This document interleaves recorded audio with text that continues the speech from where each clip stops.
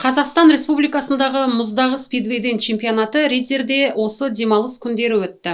Оған Риддер, Өскемен, Қостанай және Рудныйдан 13 спортшы қатысты.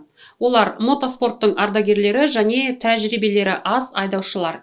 Чемпионат қатысушыларынан сұхбаттар, көрнекті жарыс келесі репортажда. Жарыс қонақтарын қарсы алуға қуаныштымыз. Біздің риддерлік жігіттер бірнеше спортшылардың бір екенін атап өткіміз келеді. Приветствуем ветеранов мотоспорта Республики Казахстан. Денис, расскажите вообще, сколько этим видом спорта занимаетесь? Про сегодняшний чемпионат, про свое участие, про соперников. Лет 25-то.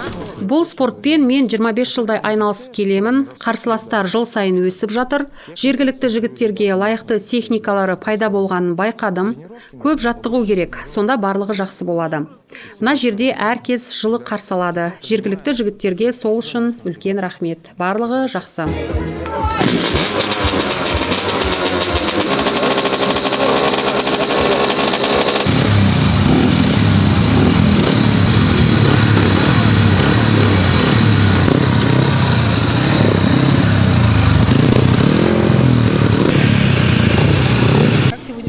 Соревнования, как готовились, как соперники, как лед? Мы в равных условиях. Лед Мұз барлығына бірдей, жігіттер біраз жарылған мұзбен жүріп көрсін дедік. Кей жерлері қатып үлгермеді, грейдерлер жалдап, мұз үстін тегістедік. Жігіттер біршама өскен сияқты, бірақ алда тағы көп жұмыс жасау қажет.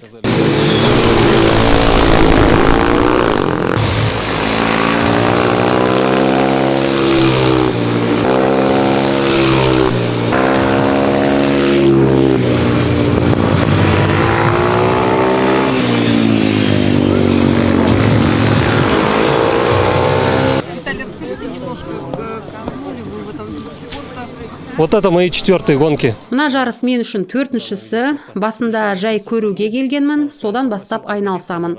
Жаттығудан қалмаймын. 4 жылда өзімнің өскенімді көріп отырмын. 3 жыл бұрын қандай едім, қазір мүлдем басқамын.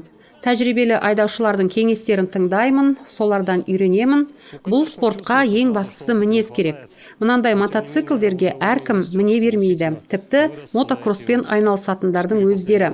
Сол үшін мінез және кезекті техника керек.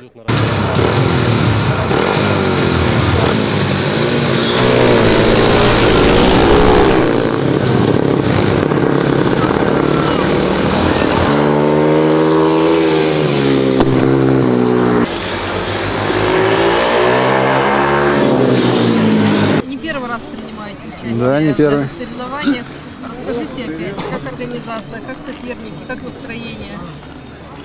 Настроение отличное, соперники. Бүгін менің көңіл күйім керемет, қарсыластар да күшті. Рудныйдан, Қостанайдан келген қарсыластардың деңгейлері көбірек көрінеді. Олар әлем чемпионатына қатысқан. Біз де жаттығып, тырысып жатырмыз. Мұз жақсы сияқты, қатысып жеңіске жеткін келеді, бірақ ең бастысы қатысу, жеңіс емес, және тілдесу, үйрену, даму.